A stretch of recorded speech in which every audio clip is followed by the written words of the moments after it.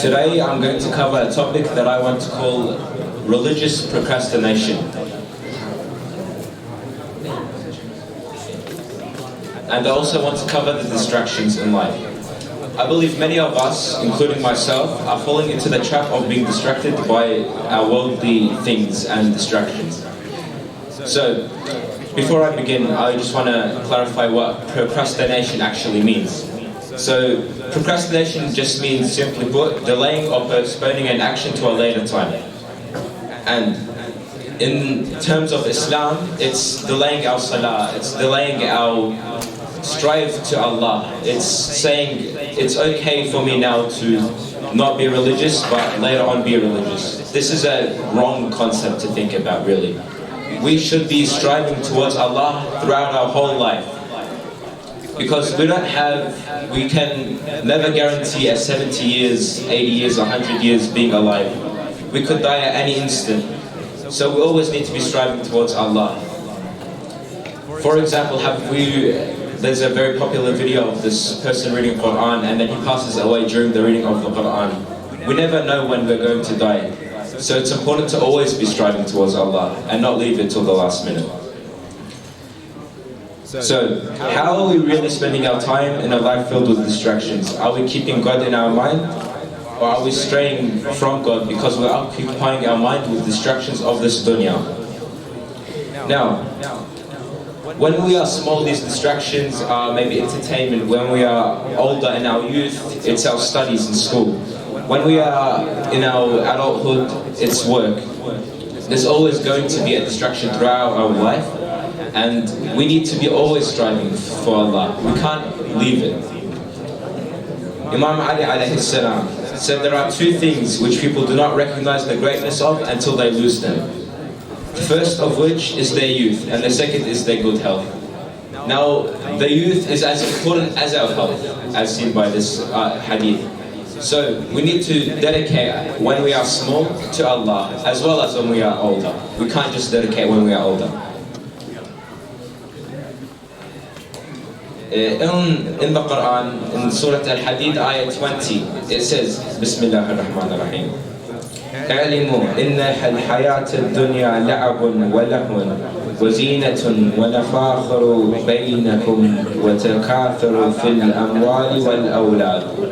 Now, what does the Quran have to say about our distractions? The Quran says, and the beauty of the Quran is there's always something deeper we can go into. And in this ayah, it's a chronological order from when we are young until we are old. So, when we are kids, the distractions are lahwun wa la'ibun. When we are kids, we're always playing, we are watching TV, we are wasting our time. We need to remember to tell our youth to seek Allah. As we get older, wa lahwun wa zinatun. So we're beautifying ourselves. Instead of seeking Allah, we're seeking our beauty. We're really becoming distracted. وَتَفَاخَرَ بَيْنَكُمْ, if I'm pronouncing that right. It's the competition in between each other. It's forgetting Allah and remembering ourselves instead.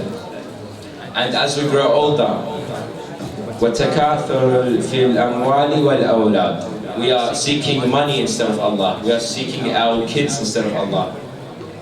We need to remember Allah in all our actions, not just at the end. That's why we need to become aware of these distractions before we lose our hayat. We must also stay away from laziness.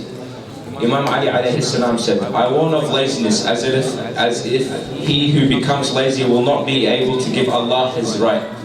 And we all want to be able to give Allah His right, because that is our goal in the end of the day. To follow Allah, to worship Him, to do what He has told us to do. So, now that we've covered what the distractions are, we need to cover how we can overcome these distractions. So, what are the two weighty things on Yawm al-Qiyamah? The first of the two weighty things is our akhlaq. The Holy Prophet, peace be upon him, said, Sallallahu ala Muhammad wa ala Muhammad.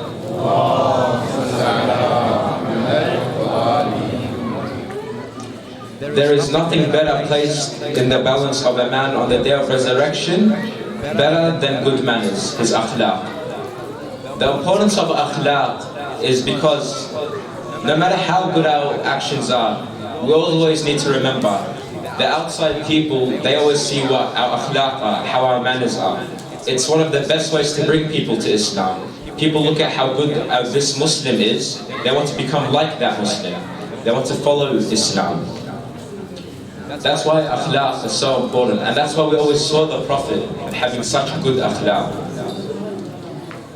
The second, Imam al-Baqir alayhi salam said, the heaviest thing that is placed on the balance on the day of resurrection is the salat ala Muhammad wa ali Muhammad.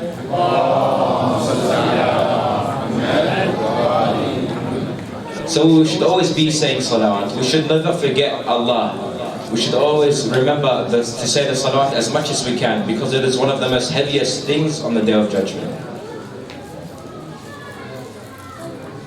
We should also be seeking knowledge. We can't claim to love God, the Muhammad and the Ahlulbait if we don't truly know them, if we don't truly know what they're asking us for. We need to always be striving for knowledge as well.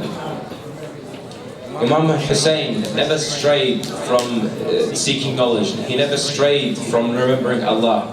And that's why he was so successful. That's why 1380 years later, we still remember Imam Hussein. We still have majalis like these. It's because Imam Hussein never forgot Allah. Instead, Imam Hussein had Allah in his mind at all times. And that's why he was so successful. And that's why we still remember him and his message. In summary, we need to stop procrastinating we need to stop procrastinating from our actions towards Allah. And we need to avoid the distractions of this dunya, the distractions that we saw in Surah Al-Hadith, ayah 20.